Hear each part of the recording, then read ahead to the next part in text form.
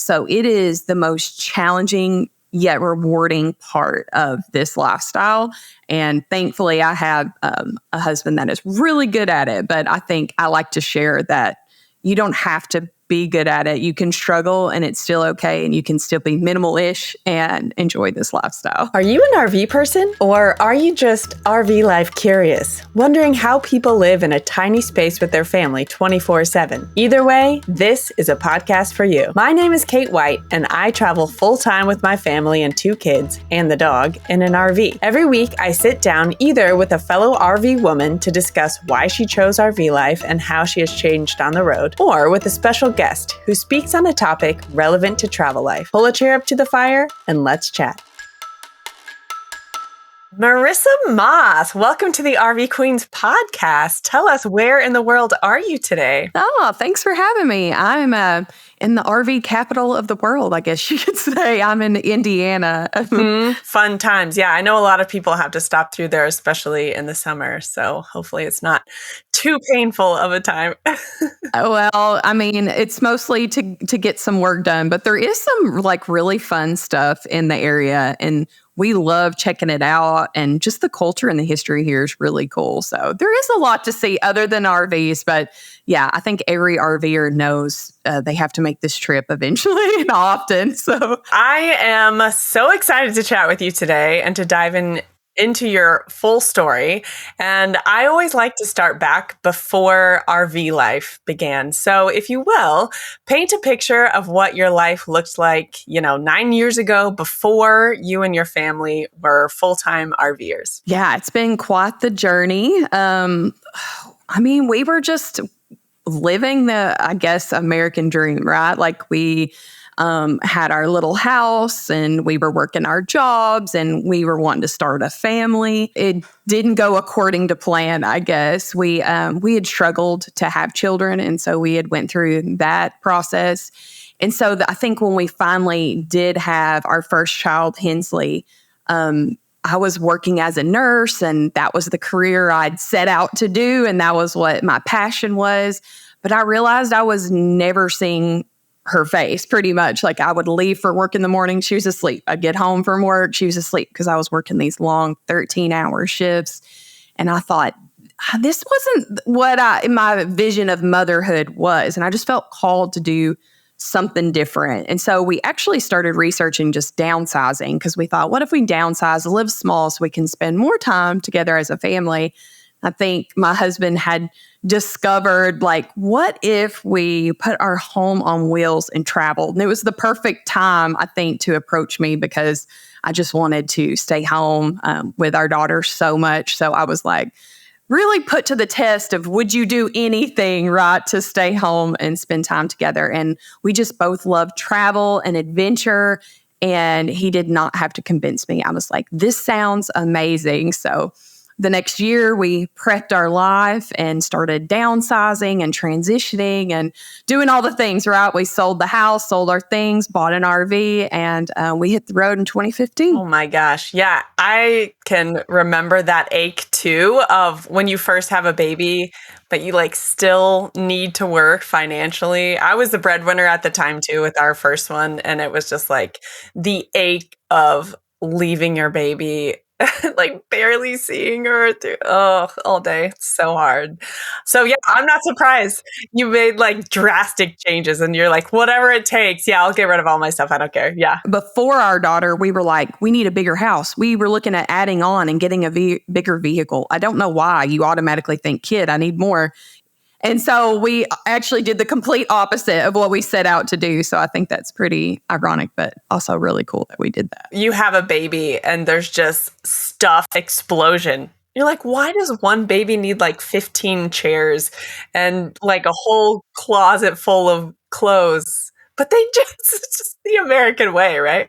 You're from a big family and you have 6 brothers and sisters. So, do you come from a family of RVers, or how did your family react when you told them your plans to travel and live in a camper? Oh no, I had never camped a day in my life. So the thought, I didn't even understand why people went camping. It made no sense to me. I was like, I'm just going to stay in my house where it's comfortable. Camping doesn't sound fun. We didn't grow up camping. So this was a big leap of faith for us. I totally went out on a limb, did it for just the adventure of it. But I mean, after living obviously this lifestyle for 9 years, we absolutely love it. And it's the fact that I can take comforts of home anywhere in the country that we want to go. And so it's not necessarily about the RV. It's the RV's the vessel that like takes us on these adventures. And so we have done a little bit of tent camping too. I said it has to be epic, and it has to be somewhere I can't fit my RV, right? But so we've started branching out a little bit more with that, just to do some like really cool hikes and things like that. But I think once you get uncomfortable being uncomfortable, you can kind of learn more about yourself. And so we've learned these passions from the road. I've learned that I love to camp, and I didn't know that was something I would ever enjoy, or I didn't know I loved hiking. But now that we've set out on this journey, I've realized that's a passion of mine as well. So it's cool what this lifestyle can really open your eyes to new passions. Strange that there's like levels within yourself. You're like, I never knew I wanted this, but yes, please let me hike that hill with all the rocks and trees. Like, of course. Right? Yeah. Yeah. Why not? Who cares about the bugs? It'll be fine. You talk a lot about living with minimal stuff, and you even call yourself a stuffaholic, and your social media handle is less junk, more journey.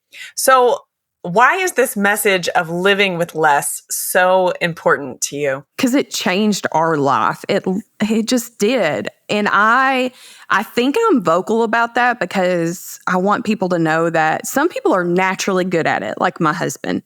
He is a minimalist at heart, and it brings him so much joy.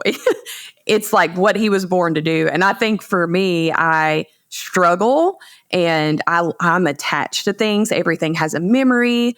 Really downsizing brings me sorrow, and it's very hard, and it's a process.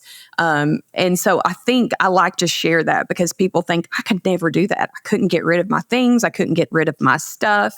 So I like to share that there are both sides of that story, and that even though something's hard and you don't think you can do it, that it is possible. And I think I was naive in thinking it would be one downsize and then I'd never have to do it again, right? Like I downsize my house and then we travel in the RV and it's going to be glorious. And then I can live this minimal life. It is not easy. We call it a muscle. Like you're constantly having to downsize in a small space, and it keeps you in check. So it is the most challenging yet rewarding part of this lifestyle. And thankfully, I have a husband that is really good at it. But I think I like to share that you don't have to be good at it. You can struggle and it's still okay. And you can still be minimal-ish and enjoy this lifestyle. I struggle with the same thing. Similar situation with me and my husband. And for example, our closet. RV closets are small, and his side is like organized, and the place where he has his folded clothes is always like a small stack that's neat, that looks like he's, was in the military, but he never was. And my side's just like exploding and messy and like haphazard, like folded. So we were just back home. We're from Omaha, Nebraska. So we were just back home for a month. And at the end of it, I was like, it's time to purge again. Like we've been on the road for about a year and a half. I'm really specifically dedicated to keeping my side of the closet just as clean as Drew's. Like it was really hard for me. My attachment isn't as much to like the meaning behind it, but I have like this thing with money, and I'm like, I spent all this money on clothes. Like I don't want to just like willy-nilly like give away my clothes. I just had to like let it go. And so I finally got my closet to the point. The feeling when I open the doors is like, oh, yes. Like this is what I need to remember. The feeling of like cleanliness and everything The is right in feeling. the world. It's such a reward. I could never match my husband's side. He literally has like 3 shirts and 2 pair of pants, and he wears it's like the same colors. What? Yes. And he just wears the same thing over and over. I can never match. But every time I'm like, hey, what if you try a different color or a different style? He's like, that would take more hangers away from you. I'm like, never mind. We're good. You're all good. Just keep to your minimal shirts over there. But it's like the same outfit every day. And it's always the same, even though it's different. Right. And then so it takes away some decisions. I can see where he's at with this, but then also you guys are on camera a lot. So if he's wearing the same outfits, he can always like just cut the video and it won't matter what day it is. Behind the scenes, we have definitely had to go back and re-put clothes on and like do things that didn't work out or that got missed. Yeah. So it does help on his side for sure. But I just love clothes so much. And I love to dress for the occasion. Even if we're hiking or doing anything, I just enjoy it. So yeah, I'll just take his closet space and it's fine. Okay, speaking of you guys being on camera, your career as a travel nurse gave you like the path forward with traveling full time with your family. So I'm curious, at what point were you able to quit nursing and become a full-time content creator with your husband? It would have been in 2018. So if we started in 2015, it was about 3 years. And we had kind of it probably took us about 2 years to get to that point where I could have quit and us done this full time. But I had a really hard time letting go because that's what I had went to school for and that was my passion. But we were kind of living these 2 full-time jobs, where we were doing social media and YouTube, but we were also like, I was working nursing shifts on the side, and Nathan he was doing a lot online, like SEO work and website design. So we were honestly living like 2 jobs at that point, and that's not what we had set out to do. We set out to spend more time as a family. So it was a really tough decision, but we had finally was ready to make that leap, right? We were like, let's do this. Let's go all in. Let's Shunt More Journey like its own company and just both of us do this full time. So that was in 2018 because we were heading to Alaska. And so we took off to Alaska, and that's when we found out that our son was coming. So that was kind of a fun surprise. He's our Alaskan souvenir, we call it. So we went to Alaska, and we had tried for years and years and years, and then didn't happen. And then something about Alaska, it just worked. So that worked out that we had already went all in. And so I hadn't been back working as a nurse since he was born and just been home full time with our kids and running the business from the road. I'm so glad that you're able to do that. So tell me about that phase. Like, here's where I'm coming from. I have myself as a content creator, and I host the podcast and run the online community. And then my husband actually is the breadwinner and works almost full-time hours.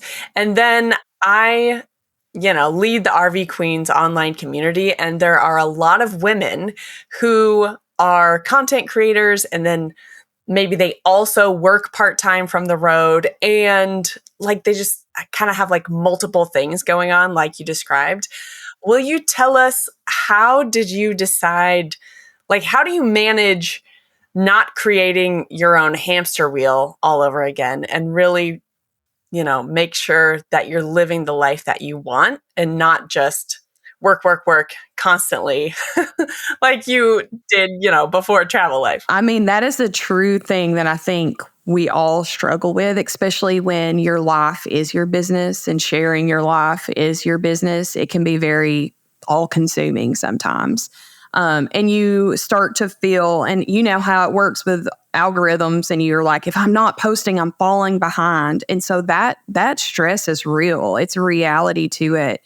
But I also know that, our family comes first, and that's what we sought out to do. And so I think just knowing your why is what we try to reiterate to ourselves all the time. And we have caught ourselves getting back into that hamster wheel, even being on the road and even working for ourselves. Sometimes working for yourselves is even harder because I don't clock in and clock out anymore. Like our life is our business, and we catch ourselves, talking about it too much or at dinner, or, we've started this rule. We don't talk business before bed because Nathan would stay up all night. I'd have an idea, right? And we're laying there in bed. I'm like, hey, what about this? He's like, no business, right? So I think setting those boundaries and letting our kids know that's tough too, especially when you're running social media from your phone, right? Setting those boundaries or those hours so your kids aren't seeing you on your phone all the time, working, because they don't know what's work and what's play, and that's very hard. But also setting a good example of hard work and setting those boundaries for yourself and taking time for yourself. So I think that's kind of been the key, is just we reevaluate that. And when things start spinning out of control, we have to take a step back. And does that hurt sometimes? Do you lose that momentum sometimes? Yeah, of course we do. But again, just knowing our why of it's okay. We're just going to do what we can do as a family and put them first. And that's kind of just kept us going. I like it. Setting boundaries. Brilliant in every area of life. I know it sounds simple when you're an entrepreneur. I mean, we have a calendar, and I'll see Nathan blocks out his time. And then if I don't block out my time, he will fill that time with something, right? So it's really having work times. Even though you work for yourself, it doesn't mean you have complete flexibility all the time. It just means you have to set those boundaries. And even if that's fun time, blocking that out of this is my fun time, which I'm a free spirit. So that is harder for me. But if I don't block it out, then nothing gets done. So yeah, but he loves the rigidity of a calendar. So we're definitely opposite personalities, living in 400 square feet, raising our kids and running a business. So it's interesting. Oh man, sounds like you guys balance each other out well. We do. We always say he's kind of the technical side of our business and I'm the relational side of our business. So we kind of fell into our roles kind of naturally, so I do more of the commenting and more of the relational part of the business, and he's more strategic and loves analytics and can plan out, content a little bit better. So, and I do short form, he does long form. We just kind of fell into that role a little bit and used our personality strengths to that. Like I mentioned, we have a lot of content creators in the RV Queens listener base and also our online community. So what advice do you have for other content creators who are wanting to create a travel-focused brand that really stands out online? Yeah, because there is so much sometimes out there. It is hard to set yourself apart, but I mean, what makes you different? We all have a story to tell. That doesn't mean that anything's ever oversaturated, because sometimes it can feel that way. You're like, well, what is special about me or my content or my story? But I think we all have something different, a different story, a different background to bring to the table. So it's what sets you apart? What is unique about you? What is your story? And so that's why I've tried to just be open and honest. I think, and people listen to what people tell you they enjoy about your content. That's something people have told us over the years. I just love how real it is, how open and honest you are, because we talk about the ups and the downs, and it's not all rainbows. And I think people enjoy that, but they also like to feel inspired or encouraged, or, if you can do that with the little kids, then I can too. And so I think just knowing what sets you apart. And that's why we opened up about our infertility or certain things about our life, just because if that helps someone else. So just knowing what is your strength, what is that is different about you, because we all have just a different story to tell. And then just starting there and just keep posting, right? Because you're helping somebody, whether you know it or not. Somebody is getting inspired and watching. And I think that's what's so cool about social media, is it just gives us a voice that we never would have had otherwise. We can reach so many people in the world that we've never even met, or we might never meet, but we have a voice and a story to share with the world. It's just keeping those boundaries, right? But how cool is that we're able to do that? One area especially that you inspire people in is being able to live in an RV and travel full time with babies and, young kiddos. And both of your kids have been raised in your RV over the past 9 years. So tell me about raising babies and parenting little ones while traveling full time. Yeah, that wasn't the plan, right? It just wasn't the plan, but that's okay. I think a lot of things in life, you look back and you're like, that wasn't the plan, but it worked out even better than I planned it or could have expected it. So, yeah, I think we made the decision to live full time when our daughter was 5 weeks, and then we hit the road when she was 1, and she's 10 now. And then, like I said, JJ just kind of came along for the journey on the ride, and I think it's just taught me a lot. People ask me a lot about babies in an RV or having a baby on the road, and I'm like, it wasn't much different, honestly, than when I lived in the house. I mean, my space is smaller. I have to be more intentional. But, we talked about all the things baby needs. I had all the things when Hensley was born and we had our house. And I had none of those things really when we lived in an Airstream when JJ was born. So it was a tiny, yeah. We did it for 6 months and then we upgraded to a fifth wheel when he came along. But for 6 months, he did the infant baby stage in an Airstream. And I just tell people, you don't need all the things you think you do. I mean, we were outside exploring. We were just going on walks, and he was in baby carriers, or he learned to walk and play and crawl and do all the things without any of the unnecessary stuff. So it's been kind of a cool journey.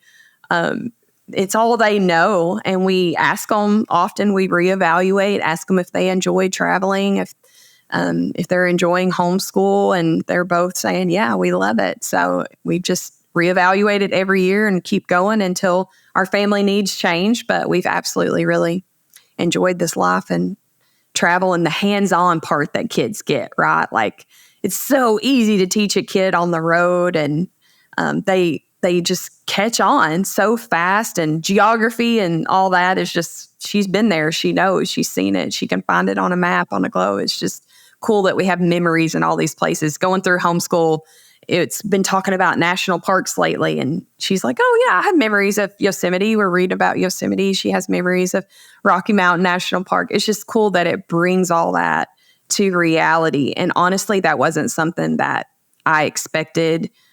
We thought we would go on this journey and probably go back and when it was time for her to go to school. And so I never even considered homeschool or what that looked like. But we just really enjoyed it. And it's been great seeing our kids just blossom and learn and make friends all over the country that they never would have met otherwise. Their best friends are on the road. That part of hands-on learning is like one of my favorite things too. And when we were driving, we're in South Dakota right now, and on the way here, we saw several like plateaus. And I haven't even talked about plateaus with my kids, like in any kind of like homeschool science thing. But it was like, I just took it as like a learning opportunity to be like, hey guys, isn't it weird how it's like kind of a mountain, then all of a sudden it's flat? Did you know there's a word for that? And I was telling my husband, I was like, honestly, I remember learning all those terms and like habitats, like plateau and grasslands and blah, blah, blah, whatever, boreal forest or whatever, in textbooks, and not fully understanding like what it meant or why they are different. And I love that my kids just going to be like, oh yeah, when we went through South Dakota, we saw plateaus and grasslands, and it's the best. It's like my favorite. I mean, I've learned so much even as an adult being on the road, because you're right. It's honestly like I'm getting a second education, because what I learned, you're right, in a textbook is just so different than real life. So I feel like I'm learning with them. And our daughter, she loves facts books. She reads them all the time. So whatever she says, I believe her. She honestly teaches me more than I think than I teach her. But she's just like always telling me about science and animals. And I have to go and ask her most of the time. She's really good at that. So it's fun. It's fun to see that come to life, Okay, let me switch gears real quick. So you and Nathan started an online community, which I love. It's called Team Journey. Tell me about why you started the community and what people can expect if they join. The missing puzzle piece we have found on the road for us and for others is just wanting community so bad, right? I feel like we all want the adventure. We want the family time. And we set out on this not even thinking about the community part, because when we started in 2015, there wasn't as much out there. We were kind of wandering around hoping we would run into somebody, right? But our first year was really, really lonely. And we actually almost came off the road. We were like, this is fun. We're seeing a lot of cool places, but we're lonely. And then we discovered we had joined full-time families and we went to an event and we're like, oh, like you have to be intentional. You have to put yourself out there. You have to go find community. It's not just like kind of come knock on your door typically. And then that changed everything for us when we started making friends and meeting people and caravanning. And we were just like, this is what it's all about. And I'm 100% honest when I say that's what has kept us on the road is community. So that's our passion. And nothing breaks my heart more than hearing people say, like, I didn't find anybody and I was lonely and I went back and I didn't like it because I was alone. And our saying is the journey's better together because it truly is. And so we just knew there was that missing piece and we kept hearing over and over about people wanting community but not knowing where to find it. So we developed Team Journey and that is a way for people to connect. So we host events. We've been doing in-person events and it's just been filling my heart. And even just our last event meeting a family on the road who literally said the same thing. Like we had hit a wall. We hadn't met anybody. We were alone. We were about to get off the road and then they met their people at the event. Right. So they're like, then now they're like caravanning together. Their daughter just had a birthday party and they all came from all over the country to meet for this daughter's birthday party. It just fills my heart to see that connection. So we just wanted to facilitate that. So we do like in-depth, more information with people. So we do live Zooms with them where we can answer their questions. We do the live events. We have a platform called Circle where we have our community on Circle. And so they can meet up with each other. They can comment. We also have an app called Nomad Near Me that we created a few years ago that essentially lets you connect with people as well. So it tells you, because we had heard so many times people are like, well, it was cool meeting you. I hope our paths cross again, right? So just bringing people together. So with that app, we're like, there needs to be a way that people can find each other and know when someone's in your area. So it's kind of it gives you an alert when one of your friends is in your area, or you can look around and see if there are people with similar interests around you. So that's just kind of been our focus is the community part. So that was just that missing puzzle piece that we saw. We had the same experience, but ours was only like a 3-month journey when we first started. After 3 months, we're like, where are all the families? And we went to a full-time families event. I've told this story several times on the podcast, but when you show up and find other families like yours, it's a feeling of, oh, we're not crazy. Like, we're not the only ones that are living this counterculture lifestyle that like no one else understands back home, right? And to me, that's one of the most powerful parts of community is that feeling of not alone. You're not crazy. There's other people like you that are living this lifestyle too. Yes, that's so important. Before I ask my last question, go ahead and share where listeners can connect with you online. We are Less Junk, More Journey on all our social platforms. So on YouTube, Instagram, Facebook, TikTok, it's just at Less Junk, More Journey. We also have a website too. That's lessjunkmorejourney.com. And that's where you'll find us hanging out. Yeah, and I'll put all those links in the show notes. And then I'll also put a link to the Nomad Near Me app that you mentioned and where people can join Team Journey if they want to. Whenever you think back to the version of Marissa back before your full-time travel life and the version of you now as a nomad and a content creator, what has changed? Gosh, you're going to make me cry. That hit me really hard. Because I know this sounds so crazy, but like, I remember when we first started YouTube, because my husband and I are both introverts. So if you would have told me our path in life was to become YouTubers and create social media and put our life out there, I'd have been like, you are crazy. Like, I wouldn't even push the like button on Facebook because I didn't want my name to show up. Like, I was so afraid of social media and putting myself out there. I'm such a people pleaser. So as you know, online, that becomes very difficult because when you share your life, everyone wants to sometimes bring that down a little bit or everybody's an expert on their own opinion, right? So they want to put that out there and kind of discourage you sometimes. But I think over time, I used to even hide filming even from my husband. He'd be like, I need you to take the camera and go film XYZ. And I couldn't even do it in front of him. I used to have him he'd have to leave the RV, or I'd sneak behind the RV and like hold the camera.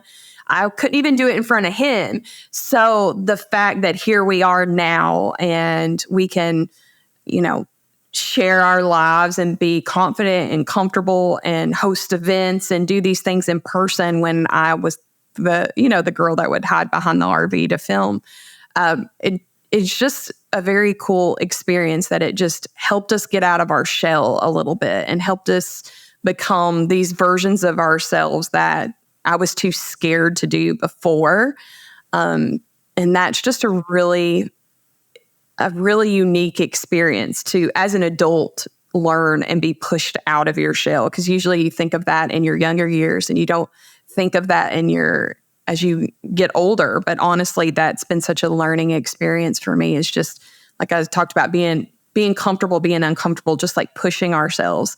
And that's just shown us so much. Even like I was talking about, learning new things about what I enjoy. I didn't even know those things about myself. I didn't know I loved adventurous hikes. I love these super crazy adventurous hikes that I would have been too scared to do before. So it's just really been a neat experience to become this version of myself that I didn't know I had in me. So it's a newfound confidence, I guess. Oh, I love it so much. That's awesome. And I think a lot of people can relate with that too. Being out on the road when you're not around the social pressures and the same relationships you've been in for decades, it's like really allows you the space and time to just kind of explore the next evolution in yourself. Yeah, Powerful it's fun. Stuff. Absolutely. Yes. Well, Marissa, thank you so much for inspiring us all today and for being on the show. I have really enjoyed this conversation and getting to know you. Oh, well, thanks for having me. Yeah, maybe we'll meet on the road sometime. I know. That's what I was about to say. Hopefully we will see you on the road. I got an app for that. Yeah. That's right. Awesome. All right. I'll see you next time, Marissa. All right, my friends. Thank you so much for tuning in to today's episode and for being my favorite part of RV life. If you could please like and subscribe on whatever platform you're listening on, that would be awesome. And listen, if you want to have conversations like I had on this episode with your fellow RV women, head to rvqueenspodcast.com/community and choose your RV Queen Circle today. All right, guys, I'll see you next week, or hopefully I will see you on the road. It's the best. It's like my favorite.